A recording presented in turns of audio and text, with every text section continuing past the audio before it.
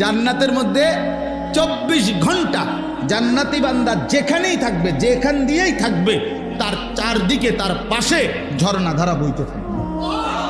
কিসের ঝর্ণা? 4টা ঝর্ণা, 4টি ঝর্ণা, 4টি নহর। 1 নাম্বার মধুর নহর, মদের নহর, দুধের নহর, পানির নহর। মধুর নহর, মদের নহর, হ্যাঁ, তারপরে দুধের নহর, কি পানির নহর। আচ্ছা, তাফসীরের মধ্যে আছে এটা খুব সুন্দর যে 4টি ধারা পানির মতো নহর আর কি। এই 4টি নহর একসাথে একটার সাথে একটা থাকবে, কিন্তু একটা আরেকটার সাথে মিলবেও না।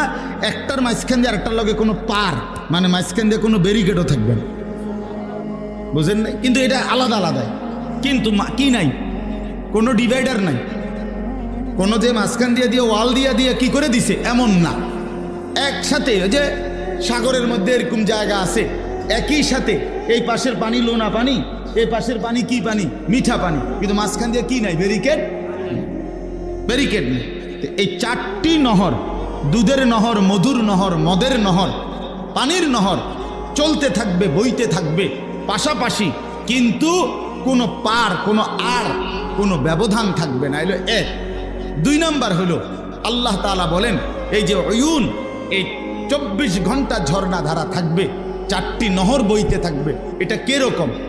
মনে করেন আমি এখন চেয়ারে বসছি, তো এই 4টা ঝর্ণা ধারা ওইখানে, ওই চাচারা যেখানে বসছে ওইখানে, আপনার দরকার লাগলে ওইখান থেকে আনবেন না। জান্নাতেরটা এরকম না। বান্দা যদি খাটে থাকে, বিছানায় থাকে, হাঁটতে থাকে, বসতে থাকে, চলতে থাকে, ঘুরতে থাকে, যখন যেখানেই থাকবে তখনই ওই 4টা নহর তার পাশেই থাকবে। এইটা সিস্টেমটাই এটা, বুঝছেন নি আমার কথাটা?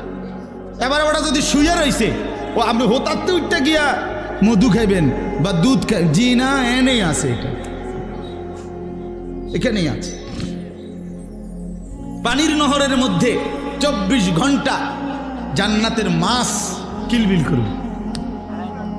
হ্যাঁ, মাছ